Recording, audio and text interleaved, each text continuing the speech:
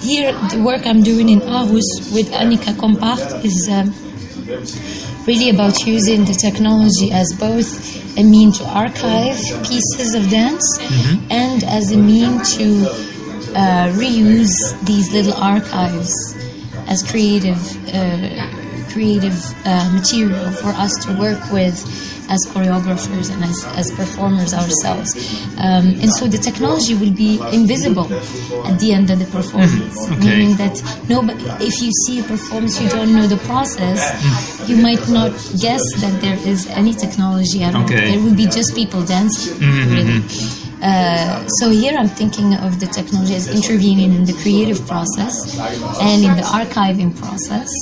These are kind of like two projects, but they meet at the same time, rather than in previous projects I had where I was really interested in exploring how technology can be apparent on stage. Yeah, exactly. And can either accompany the body expressively, so be in a way a medium that expresses different things.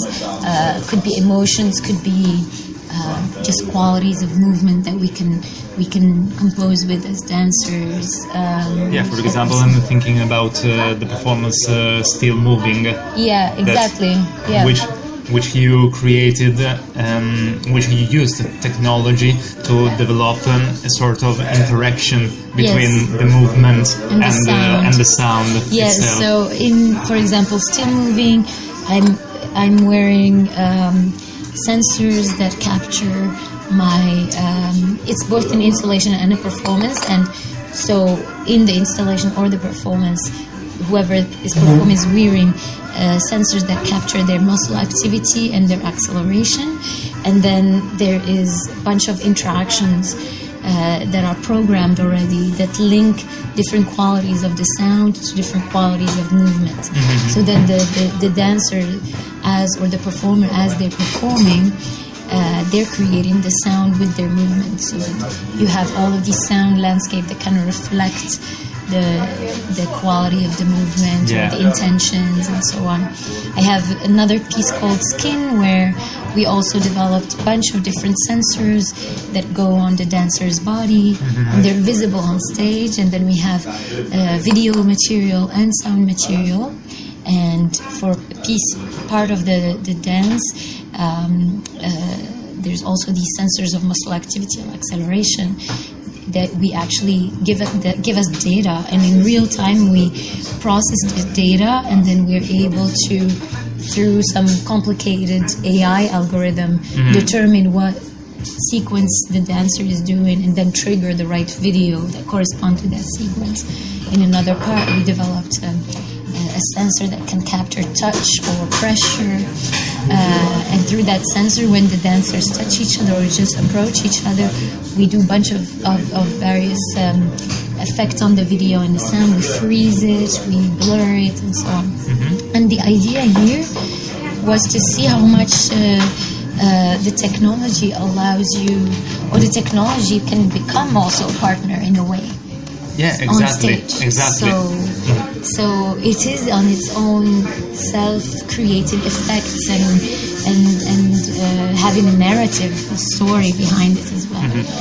And that's a different story than what we're doing with Vintage here in Aarhus. In Still Moving,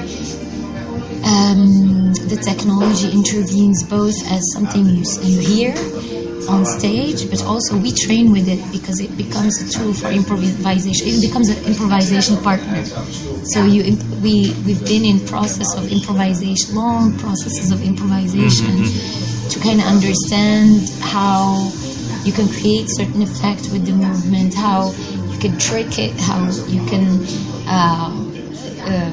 or how you can just have a dialogue with it on stage that is rich and that is interesting and intriguing. Yeah. So I never really have one purpose for the technology because it intervenes in different ways. What interests me is beyond the question of asking the potential of technology to be a creative medium.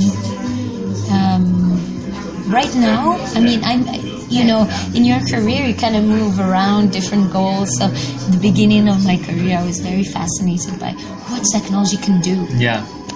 And then I explored that, and it couldn't do some things, and some things it can do because it's still just a programmed, piece of software that has its own limits. So it doesn't have flesh, it doesn't have feelings, it doesn't have life in it, really. Then I moved away. I did a bunch of work in archive about how to archive people's work. So I worked with different choreographers who were interested in that process of archiving. And technology is interesting as an archiving tool, beside the fact that the question of whether it's expressive or not. What is it that you capture, and how do you capture it, and what do you keep, what do you not keep, how do you document it, how do you make people reuse it, reincorporate it, and so on. These are interesting, at least academic questions. Yeah, exactly. And also it's fascinating because I can tell that actually you have kind of two souls. We can see, because you are both graduated as an engineer, but you are also a dancer. And when did you realize in your personal path that your two souls could talk and create together? Because it can be such kind of separated things. There's the engineer and there's the dancer, but actually you create an artistic process. Yeah. It was a complete coincidence, like most of life things are coincidences. When I graduated, I actually graduated from applied mathematics. Yeah, I studied mathematics my whole undergrad, and I was quite a math nerd for some weird reason. I have no explanation for that. But I kept dancing throughout, from young childhood to now. Actually, it's been 30 years so far. Yeah, almost.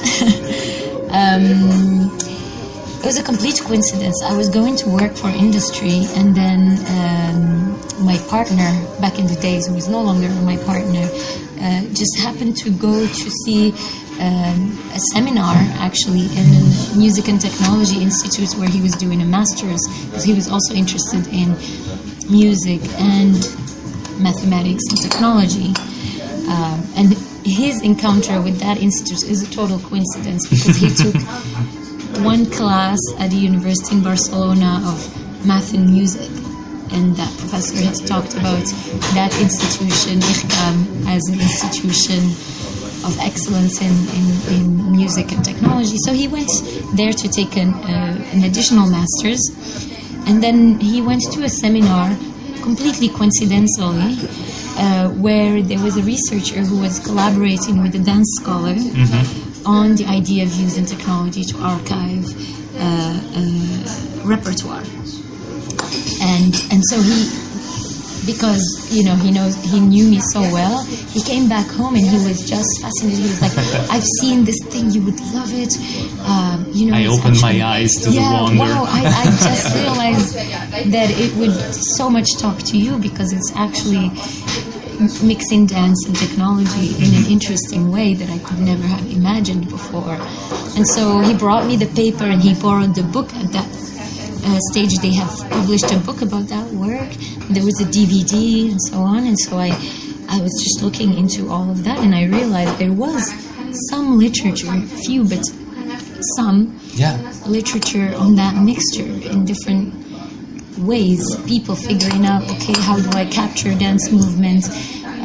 What is dance movement for a machine? How does a machine reinterpret dance movement? How does a machine synthesizes dance movement? People even in animation were already interested in expressive movement, because there was potential for Disney movies and so on. So there was some research going on. It is not something new, because actually the first video used in a theater performance, for example, was with Piscator back in 1940. Yeah, so absolutely.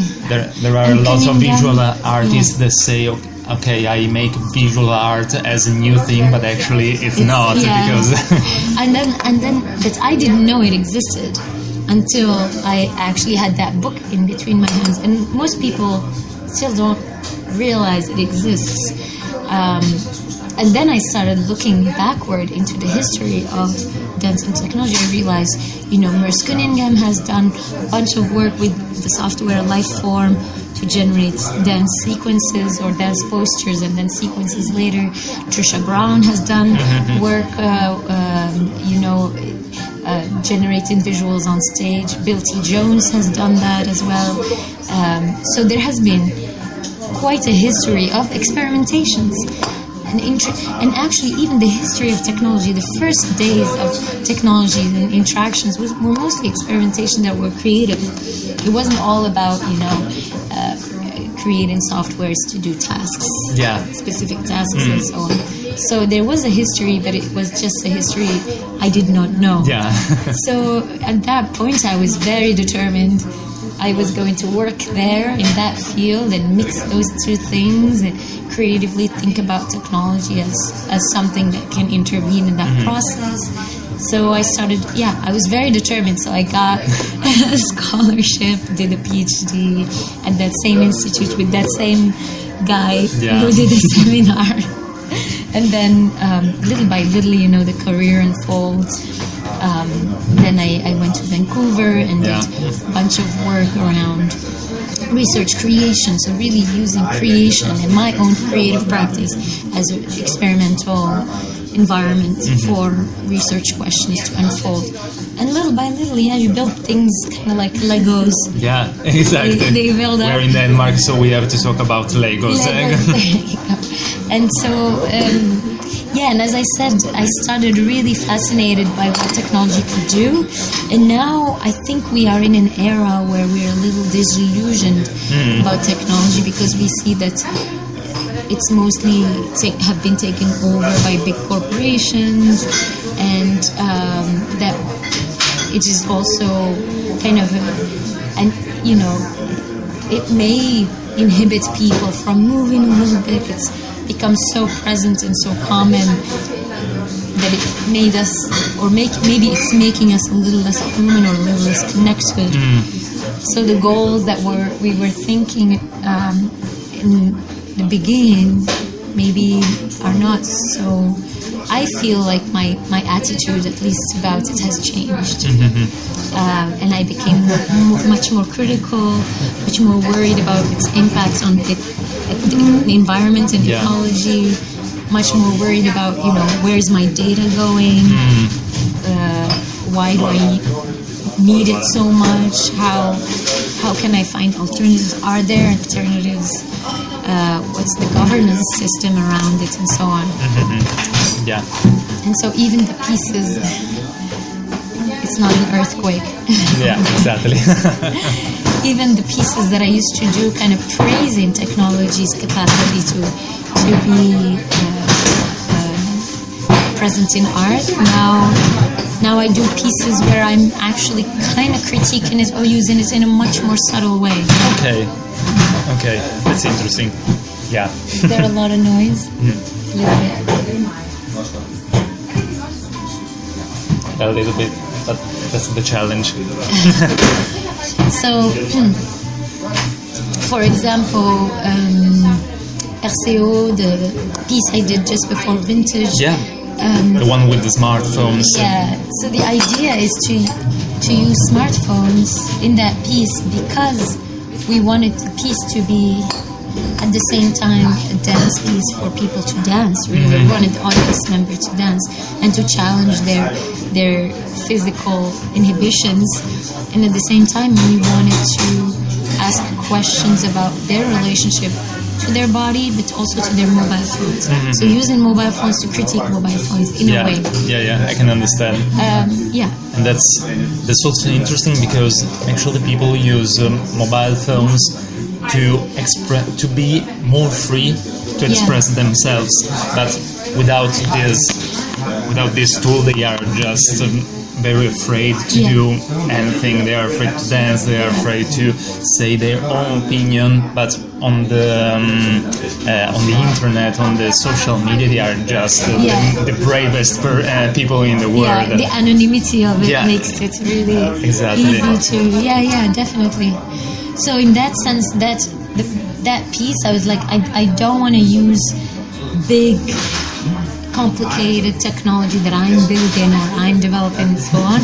I want to appropriate existing technology and kind of hijack its use to do something else, either to critique it or to allow people to see an alternative. And at the end, the piece becomes this really playful playground where the audience members start to jump all over the place. They're kissing each other, they're playing on the floor, so they do stuff they never do. And in a way, it's true, us sending them all of these instructions on their mobile phones that they had to follow. So at the beginning, they feel like they're stuck to their mobile phone following instructions we send them, but then they break free, and then they go beyond, their inhibitions, and they go even beyond what we send them. They start to just feel the space, be together, dance, whatever. So it feels like it goes from a dystopian situation to a utopian situation, or like being together and dancing and having a good time and so on. And what was very satisfying about that is that I could see that, just by using simple technology of everyday life, people could relate to it very quickly. They knew it, they had... They feel more comfortable because they have something in their hands that connect them to something they know, to something that is closer to them. Something very common.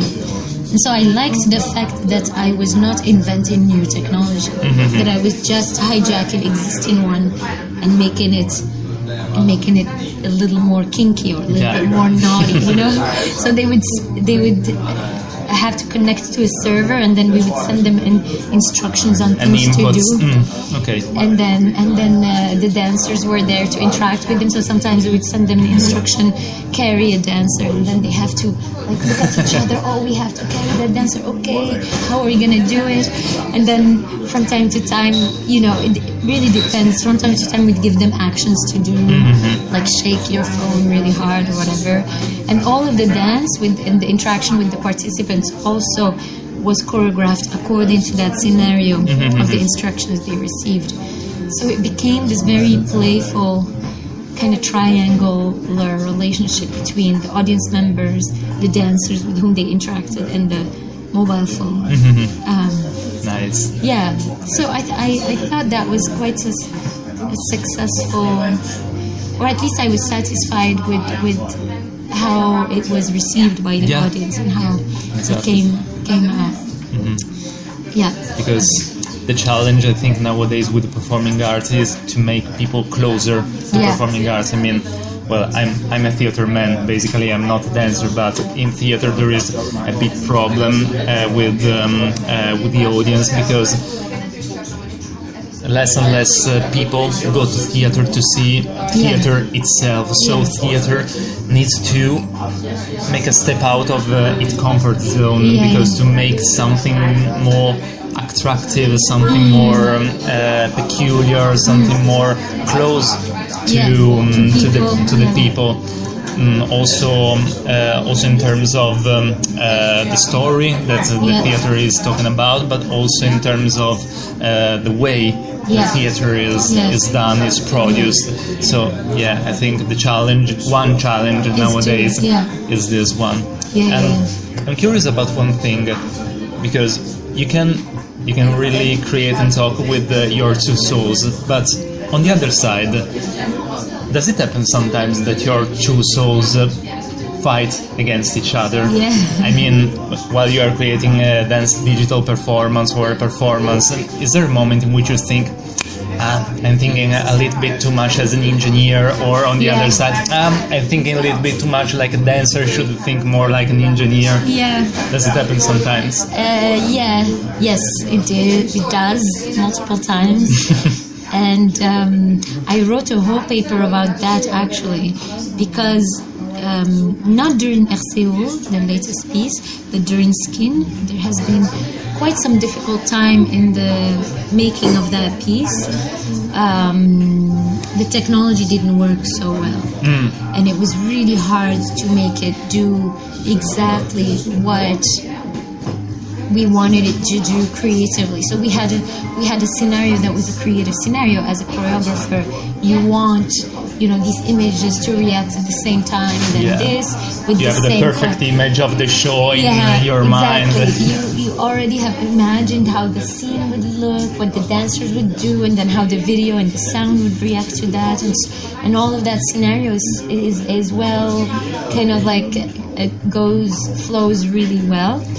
And then, you know, it was just really hard because we were using such complex technology with AI algorithms, artificial intelligence algorithms, and with cameras, and then with touch sensors, and then we had heartbeat sensors. We had all types of sensors. It was just too complex. You had a spaceship to manage. Plus, you know, you have dancers. They have feelings. They are humans. They also get annoyed when the technology doesn't work for a week, and they're just there, you know, stretching because they can't work. As long as, you know, the whole sensor is They can be frustrating. Really frustrating. So we had this whole process during Skin became quite frustrating at some point, and I was frustrated about it for quite a long time. I would say a few weeks, and I was thinking more like, how can I make this technology work? So that's how an engineer thinks. How can I make this technology work? How can I make this technology work, etc. And I kept on trying to compromise on the dance so that the technology would work better. What if we don't perform the whole sequence? What if we perform just 3 seconds of the sequence, then the algorithm would capture it, and then you perform the whole sequence? Things like that, where you start making choices for the machine to understand you, right? Rather than the opposite. And then at some point, I was just so tired about it, so tired of it, because it was, the dance would be just too compromised. And at some point I said to myself, at the end of the day, this is a dance show. This isn't a technology show. And this is not a computer. This is a dance performance. This is a dance performance. People are coming here to see dance. They're paying their tickets to see dance. What they want to see is dance. So screw the software. Screw the technology, and let's make it work for us, the choreographer. Let's make the choreographer work for itself. And so I started compromising the technology. Then, you know, we faked some of it. So some of what we wanted to do, for example, the heartbeat, the sensor just didn't stick.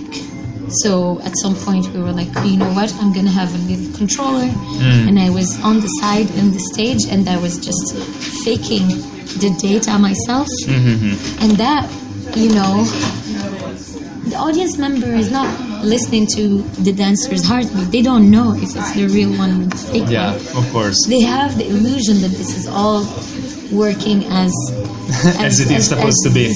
To be, but at the end of the day, it does not matter. So we call it a Wizard of Oz. You have someone behind, kind of like doing the little Wizard of Ozzy thing, and and I realized that, frankly, if I Wizard of Oz the whole performance, it wouldn't make any difference for the dance. And actually it would work much better, and we would be much more satisfied. I could focus a little bit more on the dance, on the performance, and on what was going on in terms of all the composition choices and so on. So we did that. And so there was a battle for like 2 weeks, and then I decided the dancer would win. At the end of the humans day, would win. The humans would win, because at the end of the day, I feel like that's what matters to me. Of course. But I must say that in your case especially, there is a really concrete challenge, because you know, when you are in the middle of a creating process, you of course have all the performance in your mind, and you have to deal with humans that have other ideas, other expectations. This is a fact. But you especially have to deal also with technology, that somebody works, somebody not, and in some cases maybe there is not the technology it's just ready not mature yet. Yeah, there's not the technology ready to do what you're thinking about. Yes, absolutely. Exactly. Most of the time what we develop in labs are at the stage of a prototype. Always quite experimental. We test them in environments that are not so real, that are not so challenging, and then you take them into the rehearsal environment, and then the dancers wears it or whatever, and then they sweat, and then they roll on the floor, and then things break, and then the movement you were imagining it would be simple movement, then they do it whole body, and then the whole thing doesn't work anymore. And so the whole test environment is such a constrained, kind of idealized environment, and then the reality, I would say even the reality is complex, and then the reality of performance stage is even more complex. So I even talked about robustness, something that is robust for this environment, experimental lab environment. Then you have real life robustness, and then you have stage robustness, which is even higher. It's really like a crash test for things, and most of the time they don't. And that's why also in the latest piece, RCO, using mobile phones, it's just so easy. Because they already exist. Yeah, that's a technology that already exists. It's robust for everyone at any time, and you just develop little servers and the messages doing a bunch of things with the sensors, and it kind of works right away. You don't have to. Then it becomes all about the concept and the creative idea and what you're imagining for people to experience, rather than the engineering of it. Engineering of it becomes a smaller part. Yeah. Just tiny part. And that, for me, that also was part of the satisfaction from that piece. And here for vintage as well, we're using a mobile application, online. It's simple. It's the simplest thing you can do to create little documentaries for people to record their dances. And the simplicity of it is also the freedom that gives you, because then, since it's not too complex for people to use, then people can do a bunch of things with it. They can invent a bunch of ways to use it. They can really be creative with it.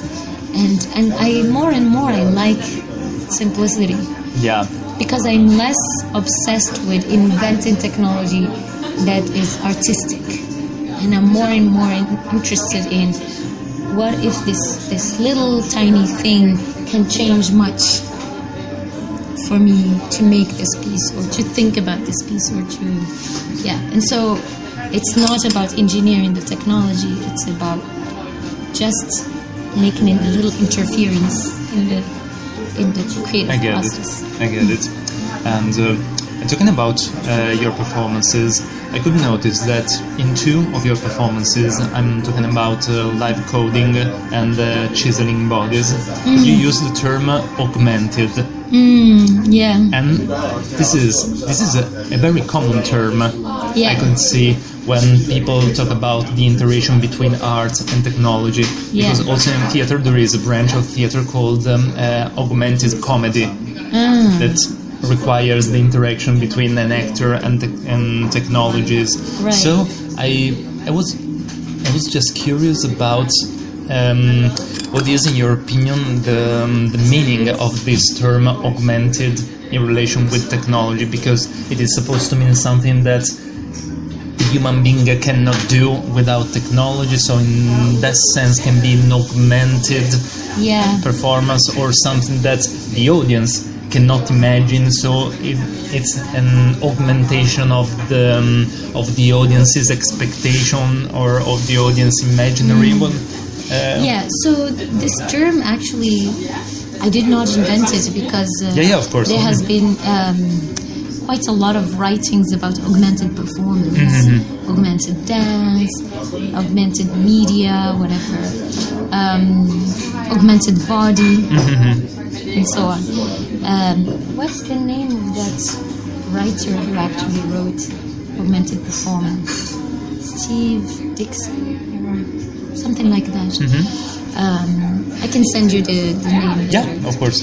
And he has a specific definition of it, and I think the definition includes, augmenting the body with digital media in a way that the body is able to do things that it's not necessarily able to do without that digital Of course. media. So that's the definition of augmentation, and so one can not think of augmentation as, okay, so if I add photos on top, projected on a body, is it an augmented body? Yeah. Or do you have to have some kind of interactive technology with sensors and so on that augments the capacity of the body?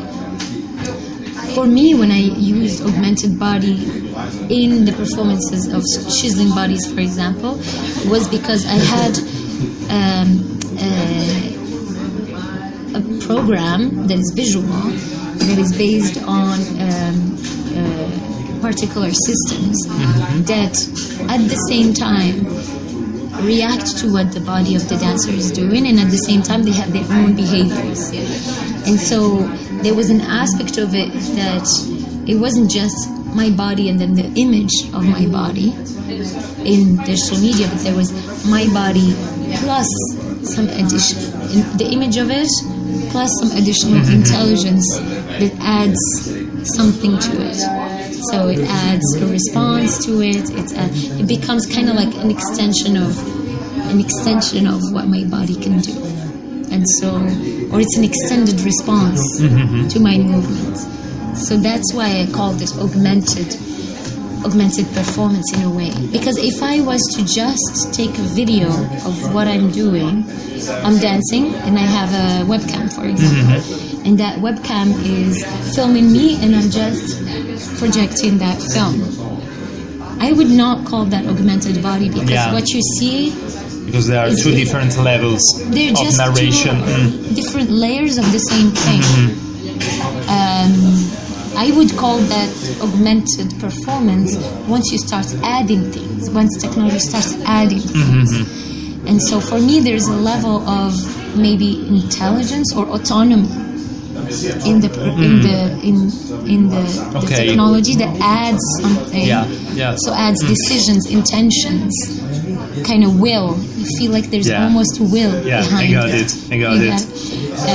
And so because I had that system that responds to what the performance does, but also has echo, and also sometimes freezes, sometimes does something else, and then it sends an information to the performer. So it changes the performance proprioception, maybe. That's a hypothesis, because when I do this, it's not just this happens plus this other thing happens. So I have to adapt my body to this other thing as well. So then my body becomes a little more than what it was. That's how I was thinking about it, that's how I wrote about it, and that's how I choreographed for it. That's definitely what was happening in chiseling bodies, also in the double skin, double mind module that I did. A light touch also was based on this idea of augmented performance. Very nice. Yeah. Once I read a book that was talking about future innovations, and the book said that in the future every kind of work that we know nowadays will be replaced by an algorithm. So the main thesis in the book was, find yourself a job that will be replaced in the longest period. And that's a little pessimistic. Yeah, exactly. But there's a provocation, of course. But I think it's related also to your artistic research, to the use of technology in performing arts. Of course, as I said, it's a provocation, but do you think that in the longest period, the performance and the performing arts in general will be replaced by an algorithm? Digital art only? I mean, digital art already exists, but it's not... I'm talking about performing arts in general. No, I don't think so.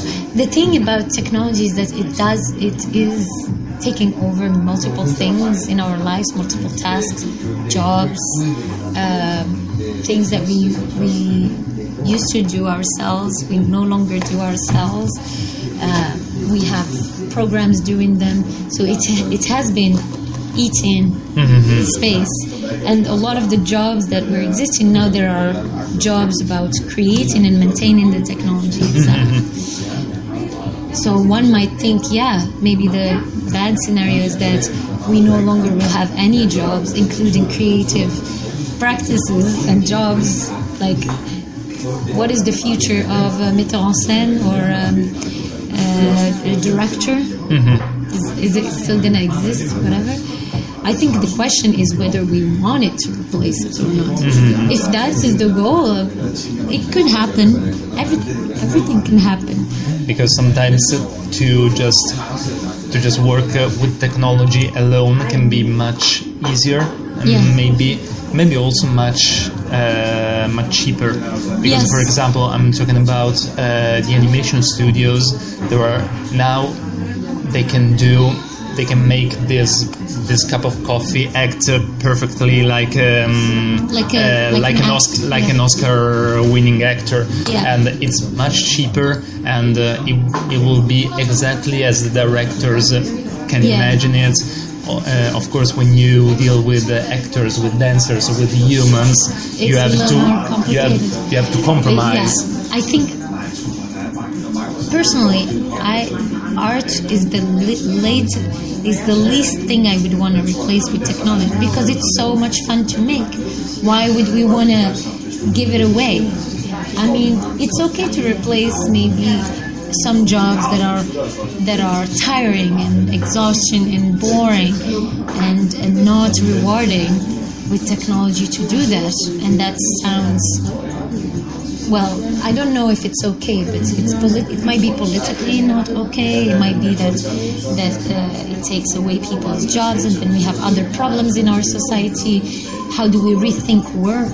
You know, in an era where we are too many people, where all of our governments are putting so much money in artificial intelligence for a reason, because they want it to be more efficient than us, more efficient and cheaper, and also more under control, because there is also a matter of control. Yeah, but the control of who? Because so far it's been the control of the big corporations. So this direction we're going, which is an economical, political direction, is not necessarily. I question it. I question it as is this good for us, or is it just good for the economy? Is it good for people, or is it good for money, basically?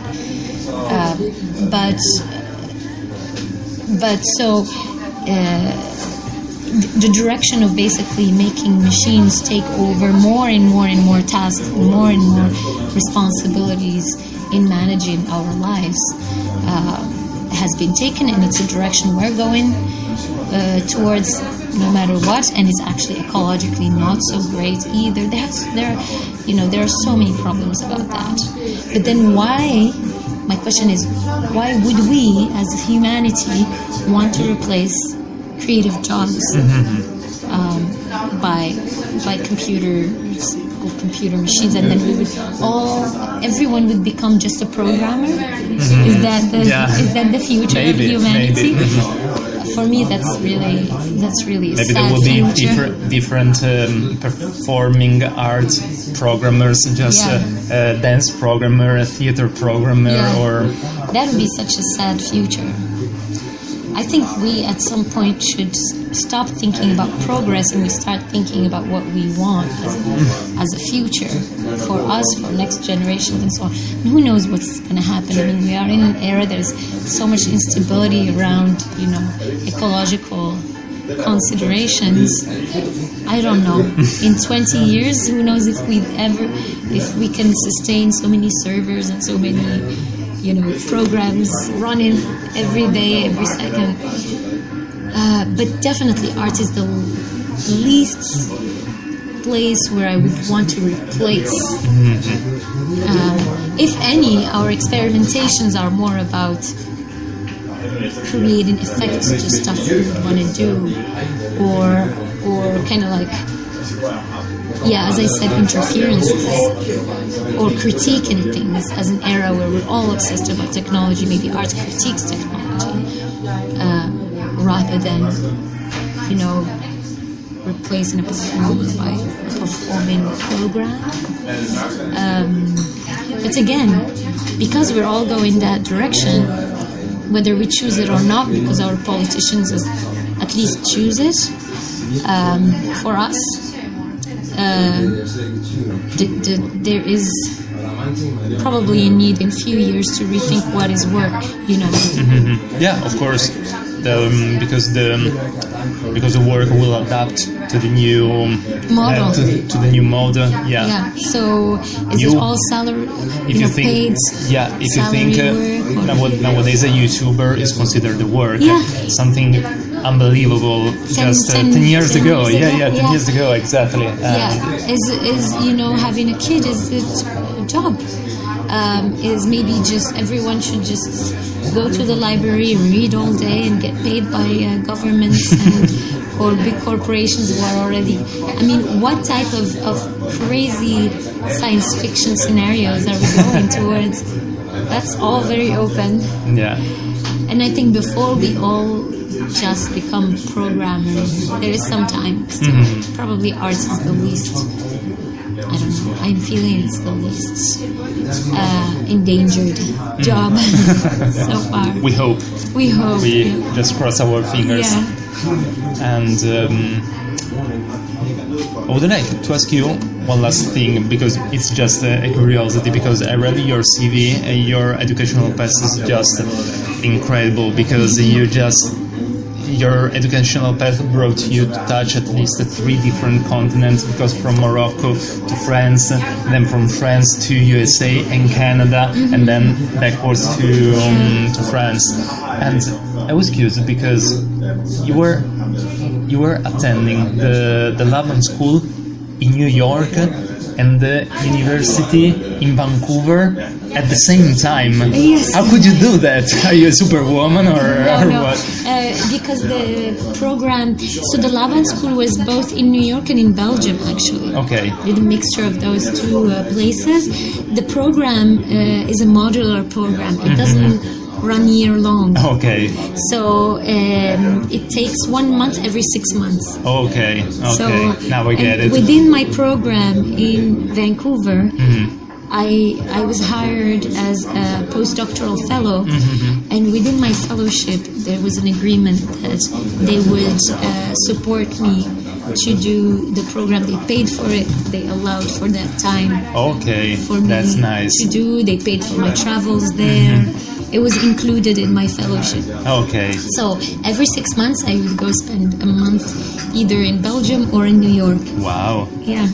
For that's amazing. I went 5 times. 5 times. Yes. Wow. And that's how the program is run. Basically, the Laban program is run kind of like a month residency. In Belgium, it was really nice because we were in a place called Agape. It's in the middle of nowhere in Belgium with cows and so on. And we'd sleep. It was kind of like a residency thingy in the countryside with an amazing cook, and she would cook for us all these vegetarian amazing meals. Hopefully. I miss that cooking so much. And then we'd sleep. There was a building where we'd sleep. There were studios where we'd rehearse and where we'd train. And then in the evening we would just walk around in the fields, look at the cows and so on, and sleep early and go on for a month. It was and take inspiration by the cows, and it was very, very overwhelming. And then when I was in New York, then the program was in Brooklyn, so you go into the program and then you go out and it's New York's jungle. Yeah. It's a very different feel to it. But I think it's a very common thing in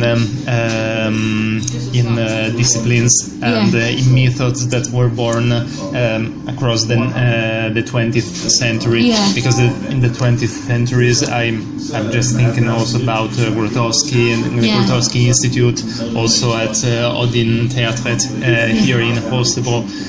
There was this kind of conviction that art must be created alone in enclosed places. I have to focus on my creative process, just stay closed for 1 month and do nothing more. Because I heard also an interview by Eugenio Barba at Odin Theatret, and he said that he in the old days he used to create a performance in 6 months. In a focused work of 6 months, but now to build a performance it takes at least 2 years, because all the actors have other works, they are concentrated and focused with other things. So it was interesting because actually instead of reducing the rehearsal time, it just spread incredibly out the timing of the rehearsals, because he says, I want my shows to be at the same level of art, the same level of complexity, so I don't reduce it, but I just need more time because I cannot do it anymore. For me, with all modesty, I'm not comparing myself to him, but it takes me also 2 years to make a piece, and then a year to reflect and write about it, and tour, of course. But definitely a year to kind of prepare it, think about it, read about it, gather some money, apply to residencies, apply to grants, all type of thing, gather the team, then probably start around maybe after 6 or 9 months of preparation. And then the rehearsal process takes at least a year, although if you put everything together, it's no more than maybe 2 or 3 months of rehearsal. If you put all the weeks, if you were doing full time. Exactly. But then, so that spreads because everyone has multiple projects and so on. And I teach at the university.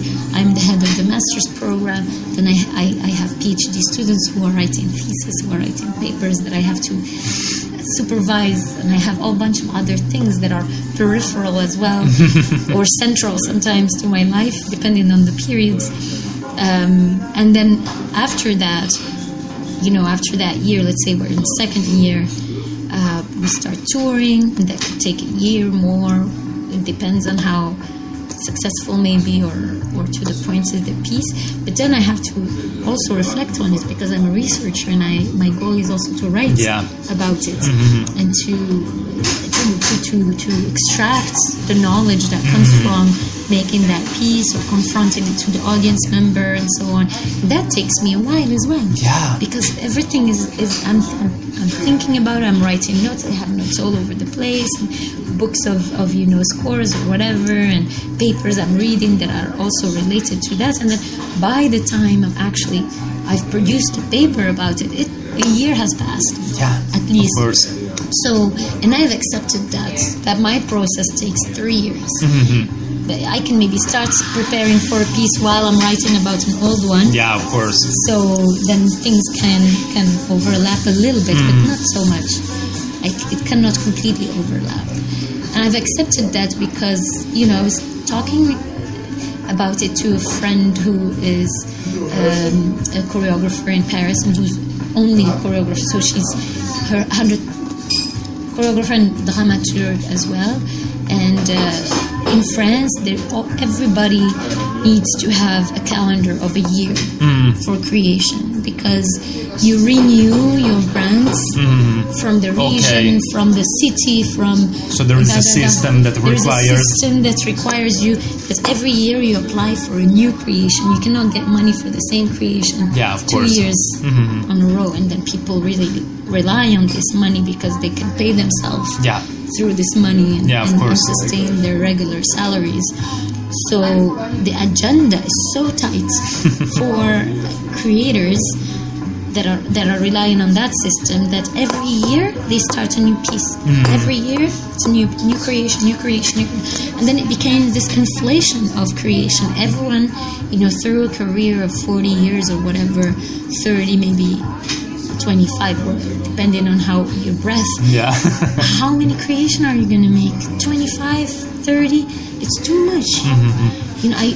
I think back in the days there was something valuable about it, in the fact that every choreographer had maybe like 10 pieces, or every artist had maybe 10 or 5 major pieces or something like that, that they really worked in depth in the system of constantly is I think it's devaluing the work. So I accepted that my process takes 3 times more time, also because I am also an educator and a researcher. So I have of course. 2 other jobs. In addition, which you can rely on for and then your life. I can rely on that income as well, but also in terms of time. Instead of making something less good, because I have not that much time, I prefer making less work, but taking more time for it. That's valuable, this way of thinking, because nowadays, that's the history of humanity, because the history of humanity is just it's just a sequence of achievements to which humanity was just not prepared to sustain them, because and now artists have to just stay in the flow of these constant changes between technology and production, but still an artistic process requires still a long time to be really valuable, to be really meaningful. Absolutely. And I think it's also a result of our neoliberal systems of like overproducing and overachieving and overworking and so on, because even in research, we as researchers, we are valued through the number of our academic publications rather than the quality of academic publications. So you can no longer afford to work for 2 or 3 years on a paper. You have to, every 6 months, you have to produce new knowledge. So there's an inflation as well of like small, tiny little contributions, achievements, small, tiny little achievements, rather than the time to produce something that is meaningful.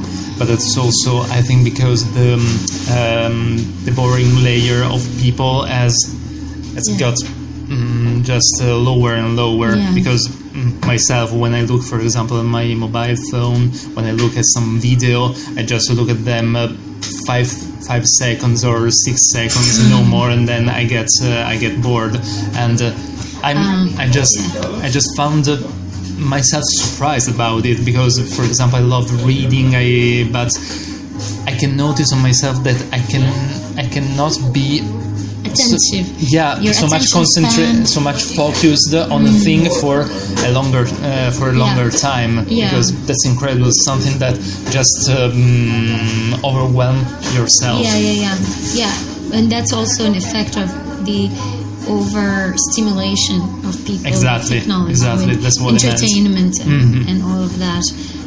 Then all of a sudden your attention span is like, you have 3 seconds to capture people's attention, otherwise they swiped already to the next thing. And it's true. That's why I like a little bit of slowness.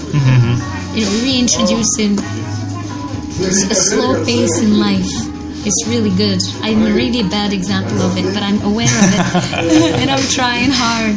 I will keep trying to introduce more slowness, more time of boredom, more time of boredom with yourself, not boredom swiping, but boredom that creates, inspirations and attentions and sensitivities to things, even just connection to others or to physical things, a feeling, that piece of wood or whatever, a little bit of slowing pace so you can't just like run from the one thing to the other, to the other, to the other, to the other, but linger a little bit. Yeah. It's nice. It's really nice to do that. I'm very bad at, but it's also because I live in Paris. I mean, it's one of the most stressful cities in Europe. Well, yeah, it's Paris. Yeah. It's very fast. It's not Paris as tourists know it. No, it's extremely fast-paced and extremely stressful and extremely heavy sometimes to live in these big, multiple millions people cities.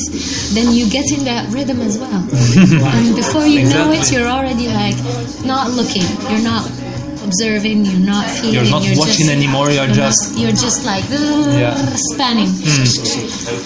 So I like to have, or to remind myself to slow down a bit, a little bit. Nice. Yeah. Yes. Wow, 1 hour sharp. Perfect. Yeah. Cool. That was a nice conversation. Yeah,